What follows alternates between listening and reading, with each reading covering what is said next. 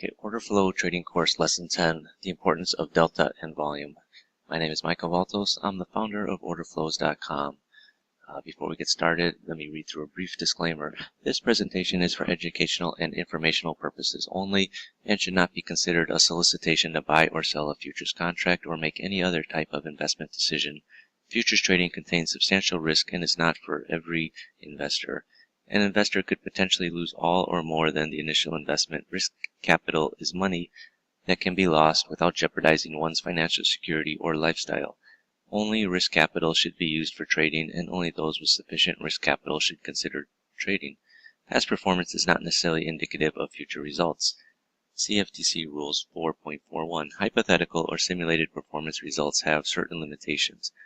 Unlike an actual performance record, simulated results do not represent actual trading. Also, since the trades have not been executed, the results may have under or overcompensated for the impact, if any, of certain market factors such as lack of liquidity.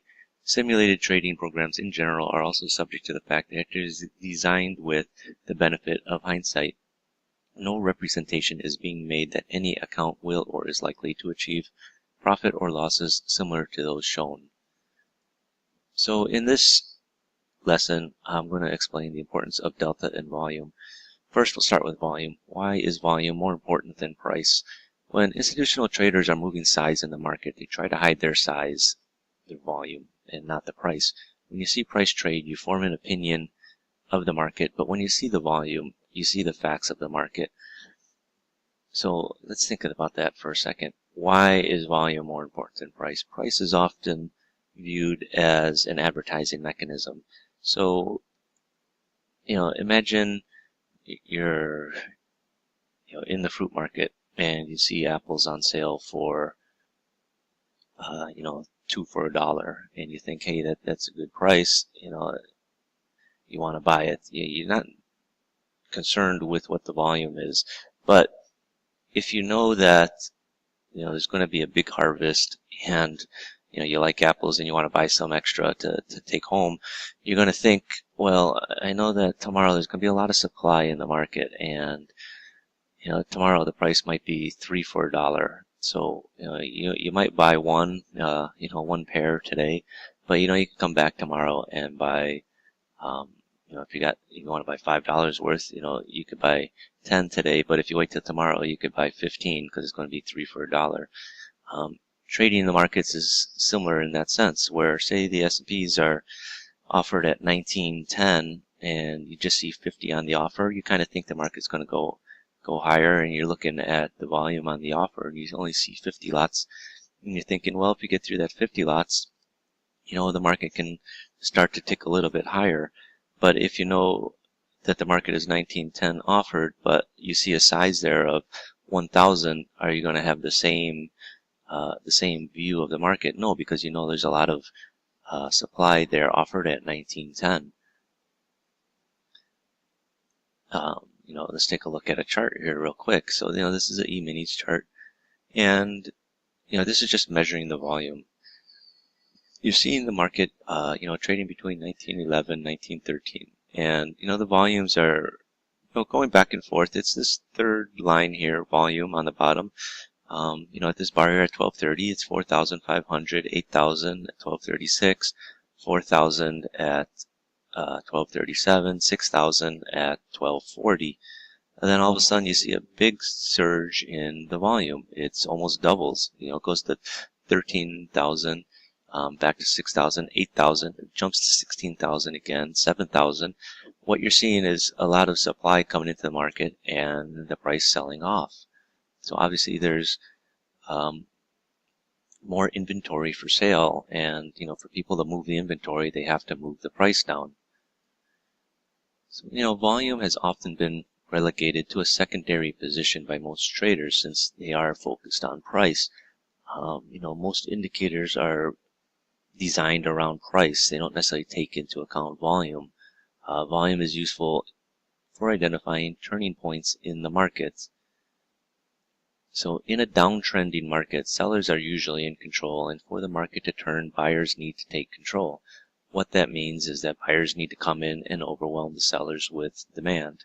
There has to be more demand than supply, That's the basic rules of economics. So here's an example. In the crude oil, the volume, again, it's this third line here, starting at 952, you see volume of 400, 1400, 700, 800.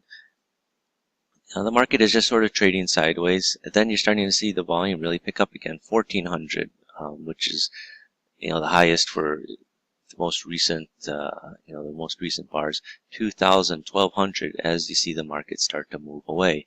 You're seeing, additional buyers come in, and you're seeing buyers willing to, buy the inventory that the sellers are offering to the market. So in an uptrending market, buyers are usually in control, and for the market to turn, sellers need to take control. What that means is that sellers need to come in and overwhelm the buyers with supply. Which is, the statement is the opposite of a downtrending market. But in an uptrending market, you need to have, either new supply come into the market or new sellers come into the market and offer inventory to the buyers that, is going to overrun the buying in the market. For the market to start to sell off, you're going to need more sellers than buyers. Now that's in an uptrending market. There's going to be times where there's just no more buyers, but we're talking about how to read increasing and decreasing volume. So let's get into delta. How can a trader measure volume in a way to trade in the short term? Well, there's this thing called delta that you're going to see on volume footprint charts. When prices start to move, the reason it moves is because of a series of aggressive buying or selling, which will show up in the delta of a bar. Delta measures the strength of the market's auction process. It's the most important component of delta is volume. Volume must be understood in context of the market. When the volume is expanding positively or negatively, a trader must watch its strength to fully comprehend the shift in supply and demand. It is important to note that delta does not take into account price.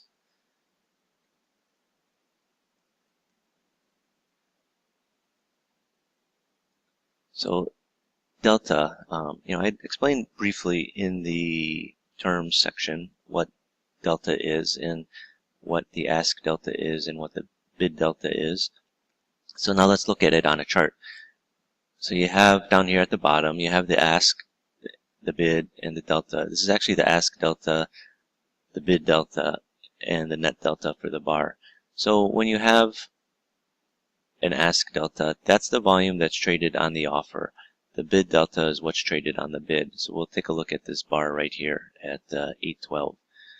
So you see 374. That's if you take all the volume traded on the offer, add it together, you get 374. On the bid side, you get 1432. Is if you take all the numbers traded on the bid side, you get 1432. When you subtract the 374 from 1432, you get negative 1058. So you have a negative delta in the bar. And what that's telling you is that there was more sold into the bid than bought on the offer.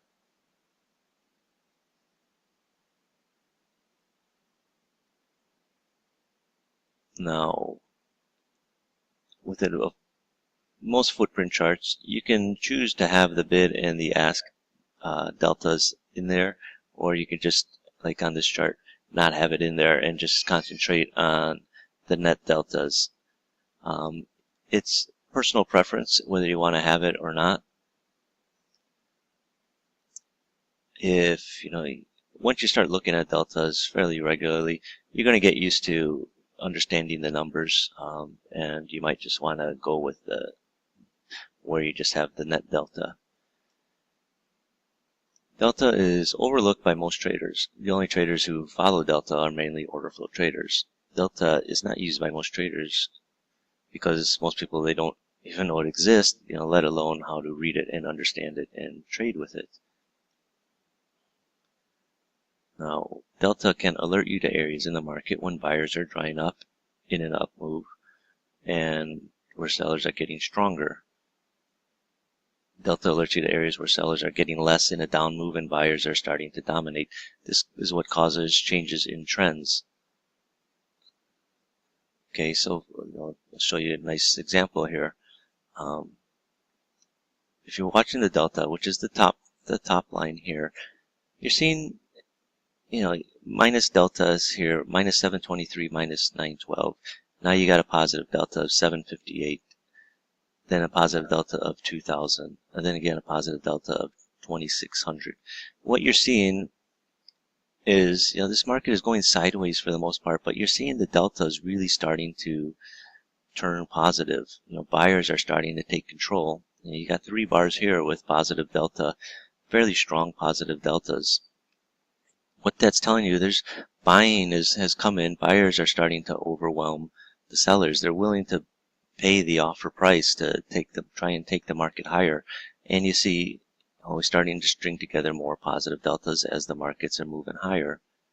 If these deltas in these bars were just sort of average numbers, maybe 700, 900, the market may continue to go sideways. But what you're seeing here is very strong positive deltas. You're seeing 2000, 2600, when earlier you're just seeing deltas in the 700, 900 levels. Buyers are really starting to overwhelm the sellers here. Here's an example of a market that's selling off. We're got some positive deltas here, 2000, 1800. Here you have 1900 in this third bar, then 2000 again. So it's, these deltas, they sort of mirror the other, previous deltas, more or less as you're going sideways. But as you start to break out, of this lower area of this green bar at 1907, you hit it in this red bar at 1048 where you got 2000. You're seeing the deltas still remaining very strong, 3000, 2000, 3000 as the market sells off. You're seeing in this case, this is where the sellers are taking control of the market. The deltas oftentimes, they'll go positive, you get 1 or 2 positive, 1 or 2 negative, back and forth. But when you're starting to string together series of negative deltas, look for the market to start to sell off. If you're stringing together series of positive deltas, look for the market to start to rally. So what drives price movements in the market? Well, it's the differences of opinion. When a market is trading as per normal, at equilibrium, so to speak, the delta should be relatively low or not changing much. Supply and demand at that point is about equal. The problem is no one knows where this level of equilibrium is. It constantly changes. Delta tracks a difference of opinion and, more importantly, how it's changing. Delta shows you exactly how strong buyers or sellers are. Delta shows you when the market is calm and the market is facilitating trade, which is its main purpose. So, for example, this is a chart of the E-minis. And so in this chart of the ES, you'll see the market has been rallying, going up, up, up. We hit a high up here in this bar at 1043. It's got a small negative delta following a bar with a big positive delta. Then it sort of goes sideways. The market goes sideways over the next few bars. We have this bar at the high with a delta of minus 92. The bar follows it with a delta of minus 49. Then the next bar is minus 275. The next bar is positive 174 and a positive 187. And over here at 1051, you got a delta of minus 612. So you got to take into account what's happening. Think about what just happened. The market is going up, and then it goes sideways. And as it's going sideways, the deltas are fairly small. Minus 90, minus 50, minus 200, plus 170, plus 187. And why isn't the market's not going anywhere? It's going sideways. What this is telling you, these small deltas, is that the buying and selling is evenly distributed. And why is that important? Well, we're at a high. If the market's going to continue going high, you want to see strong positive deltas, not evenly distributed deltas where the buying and selling is matched for the most part. When you start moving out of this range, this area, you see the delta start getting bigger, minus 600. Then, at 10:52, it's minus 23.36. You got a selling imbalance. You can see now that the sellers have taken over. They've overrun the buyers. And the market just sold right off. This area up here where it's just going sideways, is, some people can like to call that absorption, where buying and selling is evenly matched and the market is basically going sideways. So one of the main reasons so many traders lose money or fail at trading is because they come into the market thinking all you have to do is buy low and sell high. Oftentimes they are buying only to have the market keep dropping after they have bought or sold, and the market keeps on, or sold, and the market keeps on going higher against them.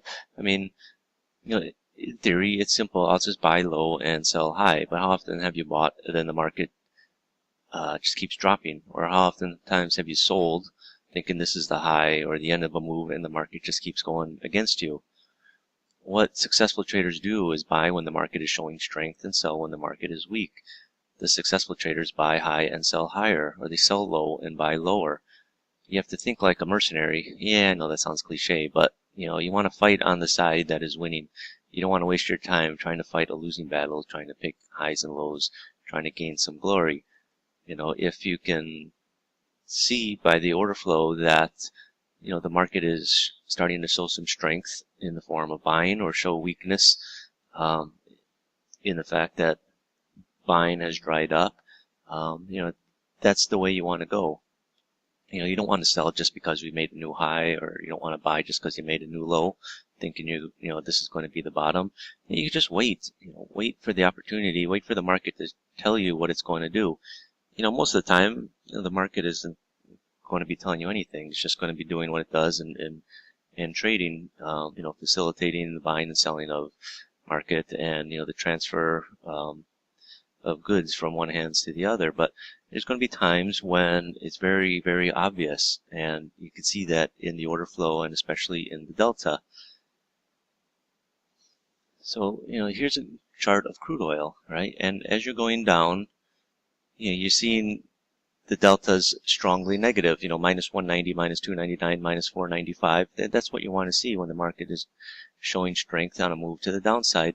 The market sort of goes sideways. You can see the deltas, minus 100, plus 40, minus 49, minus 53, as the market goes sideways.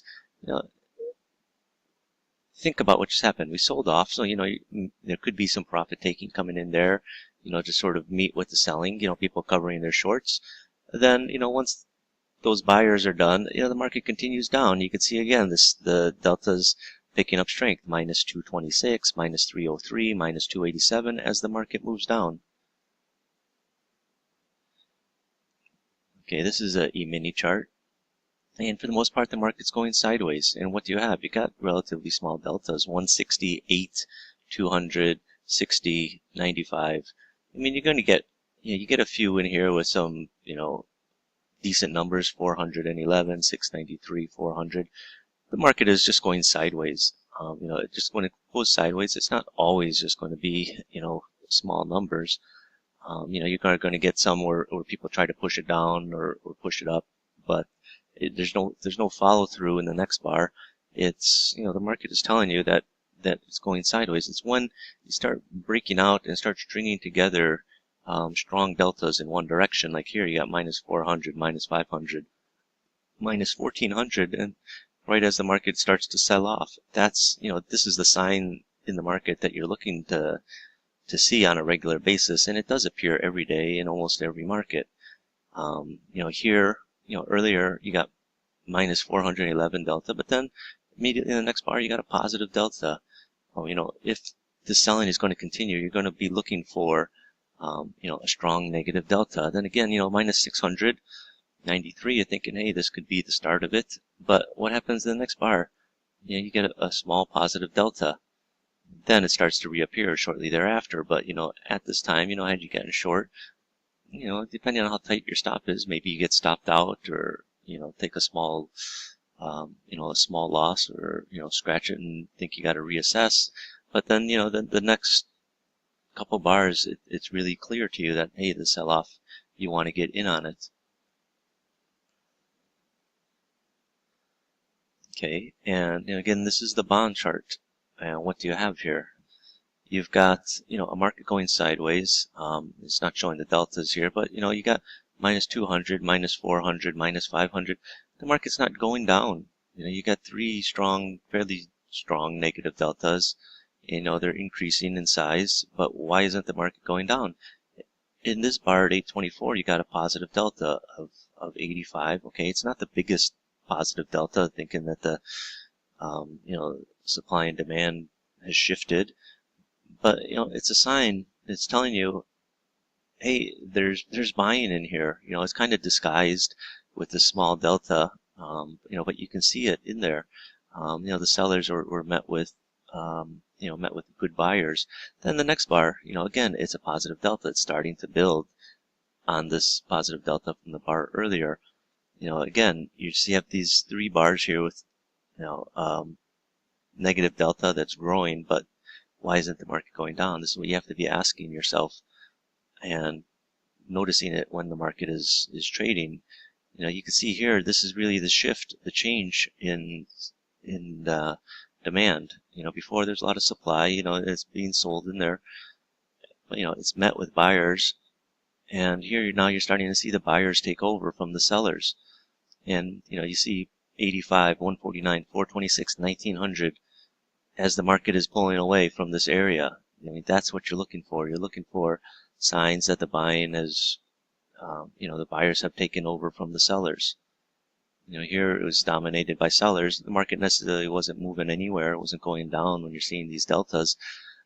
It's just hanging around. You got a small delta. A delta of 85 is fairly small. It could be difference of one trade, actually. For me, I tend to find it kind of neutral. When I see a smaller delta number, it could easily have gone the other way had there been a little bit more volume in that bar to trade. But nevertheless, it's positive, and it's starting to build on it in the next couple of bars. And, you see the big positive delta come in here at 841, as the market is really moving in that direction. So when looking at delta, there are basically 5 scenarios when it comes to delta in a bar. It could be extremely positive number, indicates aggressive buyers have dominated the bar. Buyers are buying all the available supply offered by sellers and moving the market higher. What I mean by extremely positive delta, usually it's something, on, over 1,000 or more. Average positive delta number would indicate aggressive buyers outnumber sellers, but not overwhelmingly. This can be a sign of accumulation when a series of average positive delta bars are being put together.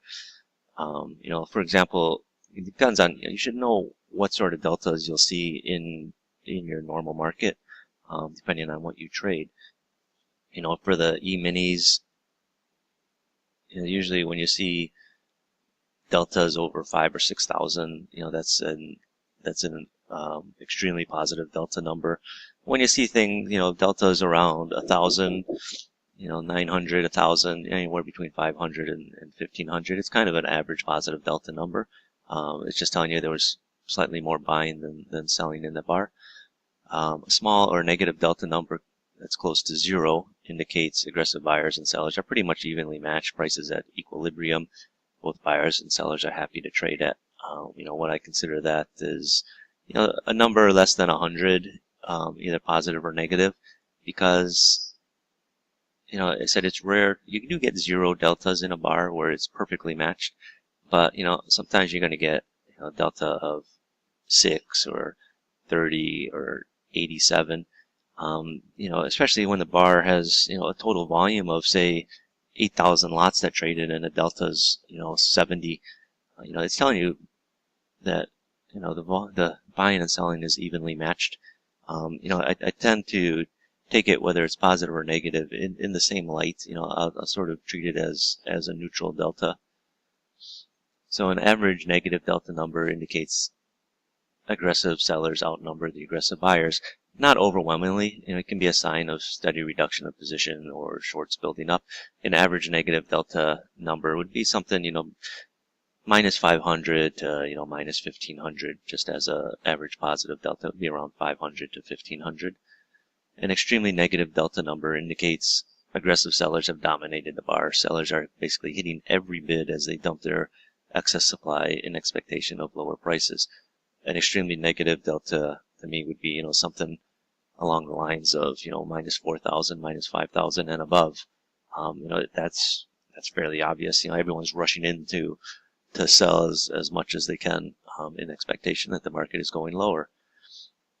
Just a quick couple points, 3 points actually. Delta does not take into account price. It doesn't, you don't even, when you're looking at delta, you're not really concerned about the price of the market where it's trading at.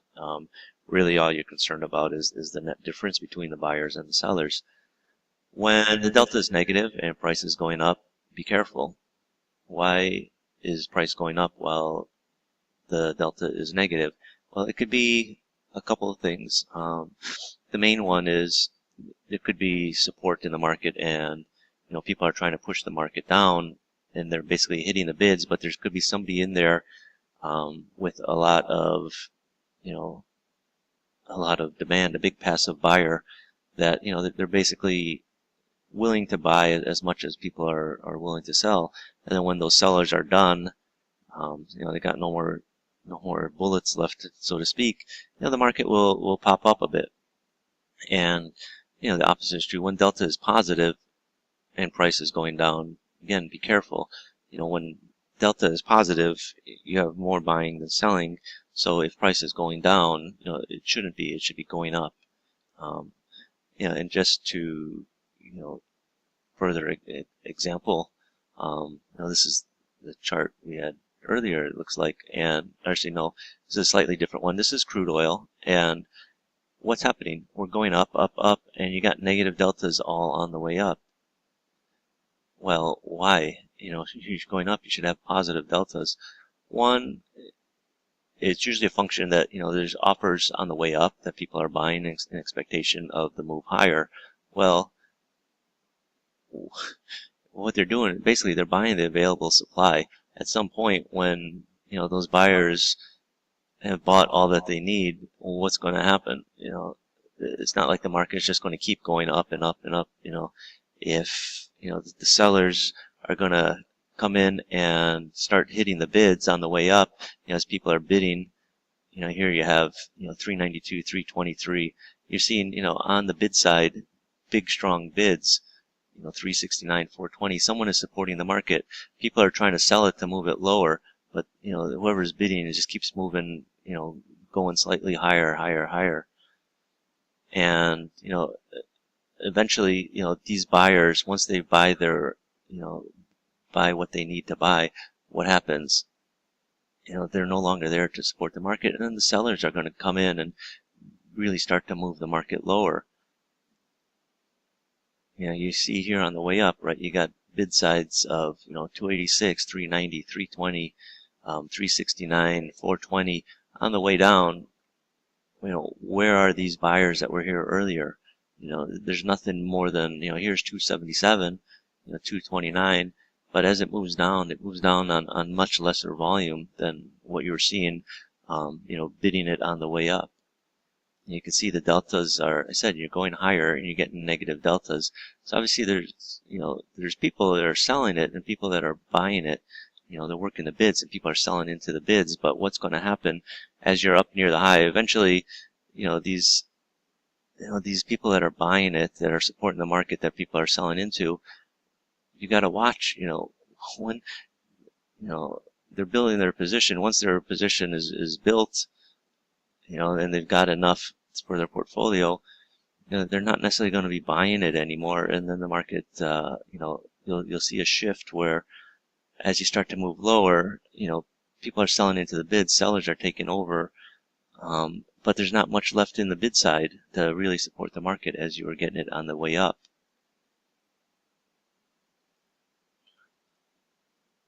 So, understanding delta in relationship to where the market is trading can clue you into the possible reversals. When a market is hanging around the high, delta should be mostly positive. When a market is hanging around a low, delta should be mostly negative. When a market starts to move away from a high or low, delta can tip you off. Okay, for example, this is a Euro Stoxx chart. We're coming down into a low. Here you have a divergence as this little arrow is.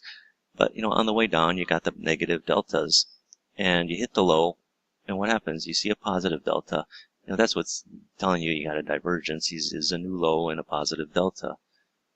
At a low, you should have a negative delta, but then you start building up some more positive deltas over the next 2 or 3 bars, and the market starts moving away from the low. This is what you're looking for as far as a reversal. You're looking for, the low to be set, and you're looking for it to move away with positive deltas. You don't want to see more negative deltas coming in, more selling coming into the market. And the reverse is true if you're going, on your way up, right? You got positive deltas on the way up. You hit the high, you got a divergence, you got a negative delta, and you got the next bar after the high is negative delta, and the next bar after that is also a negative delta, and you're moving away from the high. When you come up to a high and you start putting in negative deltas, expect the market to sell off. People are taking this as the high, and and they're reacting and they're starting to sell at this level. They feel that this high is a good level to sell. Now, another way to interpret deltas is when you have a massive delta numbers that are either positive or negative. They're just so big, you find yourself saying, wow, it could tip you off to a short-term trend in that direction. For example, in a market that's trading, relatively small deltas, a couple hundred aside, like this is a crude oil chart, right? Most of the deltas, you see, 200, 100, 189, 297, 267, 500, 400 is pushing it. But here you got a big negative delta, minus 1,000. You've got, selling imbalance right at that level. In that bar, 1,000 is considered, like a wow level in the sense that, hey, wow, that's a lot. Don't miss this trade. There's people looking to get short, especially, after the high has been made, and all of a sudden you got big, a big negative delta. A lot of selling came in. You see, 454, 538. Here you got even in the imbalance, you got 165, 243. There's obviously a lot of selling coming in, reacting to this high. And the market sold off. This is a E-mini chart. We're trading around, this level, going a little bit sideways here. Then all of a sudden, seeing, what I consider average delta numbers, minus 1,300, minus 854, then wham, you get hit with minus 5,000 delta. Even to the next bar, it came in as minus 3,800. But, when you see a bar with very strong negative delta, it's market's tipping you off that, hey, there's a lot of sellers, they're overwhelmed these buyers that were sitting down here on the bid side in the bar. And, and the market, had a little change, in this case, it was a continuation of the trend. Oftentimes, it's going to be, just like after a bar with a negative delta, an average number, and when you get the wow number, a very big number in that direction. There will be times where you have, say a bar, you get a negative delta, then a big positive delta. Look for a little bit of follow through, or in the direction that the delta is telling you. In this case, it's telling you there's a lot of selling coming in. That your direction should be looking to go lower. When you're coming to this bar right here with positive delta of 1,600 on the back of minus 5,000, minus 3,800. This is almost 10,000 negative delta, and you got this bar here with 1,600. It's going to take a lot to really move the market back up. So it's one of those things where, you have these two bars with big, strong negative delta, and you see a bar come in that looks like, hey, maybe we're going to start to move away. Well, not necessarily. You've got these big negative bars, the big negative delta bars here. If anything, I'd expect the market to go sideways first, to a little bit lower, then necessarily start to move higher immediately after the selling. Because, these people that were selling here, they may very well reappear slightly later, even though you have this one bar with a positive delta. So, like I said, take everything into context with what's happening in the market. So small delta numbers, both positive and negative, indicate the market is balanced. It's trading at a level where both buyers and sellers are happy with the price that is being traded, and trade is being facilitated. The market is doing what the market is supposed to do. Small delta numbers, when strung together, are often a sign of absorption. More importantly, for me, it's a sign of sideways trading or congestion. What you want to do is you want to look when you have a series of small delta numbers, then the market starts to move. Watch the direction of the deltas. So here's a case where you're going up, up, up, up. This is the E-minis. Positive delta 2000, positive delta 1700. Then you hit the high. You got 2. Then the next, which is traded 17,000 contracts for this bar, and it's got a delta of 2. What's that telling you? The buying and selling is evenly matched. To a lesser extent, the next bar you got a positive delta of 228, which is kind of a small number. In the S&Ps, 200 lots is, like I said, is one trade, maybe 2 trades, very easily. That's a market that can trade 200-300 in a clip. Then the next bar, you got a delta of negative 18, which again is very small. See what's happened is you have these 3 bars with relatively flat delta. I mean, it is positive 228, but you net all these together, it's over 17,000, 14,000, 6,000. You're talking close to 40,000 lots traded, in this time period between 9:57 and 10 o'clock. And, your delta is only 200. It's telling you the market is going sideways. This is a level where, people are happy to transact. So what you want to do is you want to watch as the market starts to move out of this area. And what's happening? Is it going to go up or is it going to go down? It starts coming out with strong negative delta, minus 1800. Then again, if you're not yet convinced that this is the move, minus 2000. Okay, so if you're not short based on this bar, by this bar, you should really be looking to get short, and then the market sells off. So, what's important is taking the delta in context with how the market's moving. The delta should coincide with the direction of the market. When it's not coinciding with the direction of the market, that's when you should, question it, or not question it, but rather, take a closer look and try to understand why the market's not moving. When the market is going sideways or delta is relatively flat, look for the delta as a sign to go in that direction when the market starts to move. So that's the end of lesson 10, delta and volume. In the next lesson, I'll show you how to see in order flow price rejection, which is something you're not going to see in a normal candlestick chart or normal bar chart. That's the beauty of order flows, is it really gives you a new perspective on looking at the markets rather than just looking at a bar and not understanding what's going on inside the bar. You want to know what's going on inside the bar, just like anything in life. If you like to cook, right, you want to know when you see a dish, you want to know what goes into it. You want to know the ingredients. And the market's the same way. So thank you. That's the end of lesson 10, and lesson 11 will begin shortly.